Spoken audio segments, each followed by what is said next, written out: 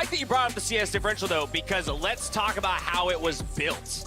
Yeah, I mean, it was really good to see Freya from Gen G where they're able to get this slow push happening from the get-go, right? Level 1, they have full control, and you can already see the poke is landing well, using the fact that they've got this double range to fantastic effect.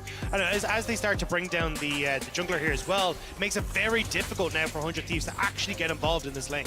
And even though the Renata has dropped in priority, I think especially this combination of Aphelios, particularly when he has Calibrum available, when you combine him with a lane bully as well, can actually really provide a big problem for MF Leona lanes. Yeah, I think to really make it feel like the game was ever in a position of being lost for Gen G. Definitely for 100 Thieves, a disappointing game because it did feel like they were largely competitive. This fight right here is where you think, okay, it's going to be 2 dragons to 1. They just win this fight, but Closer missed a couple crucial Poppy ultimates. One was earlier as well that allows Peanut to flash in and steal. This puts it on Soul Point. I think was very demoralizing. They then kind of got wrecked in the next fight to eventually give up the soul. But even here, like, Chovy at this point is about 70 CS up on Abbedagge.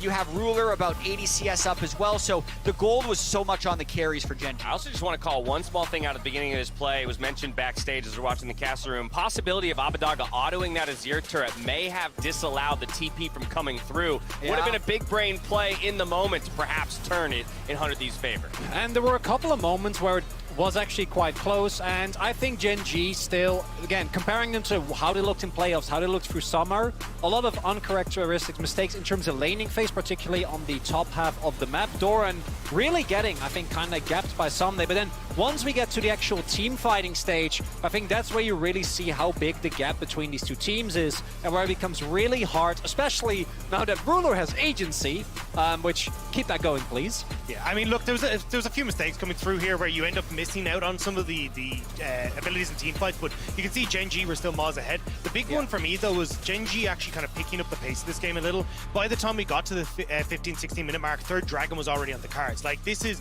excellent. I'm watching Aphelios. Yeah, watch Aphelios. Watch Aphelios. Stun. You can't kill it. I do. I'm looking for it.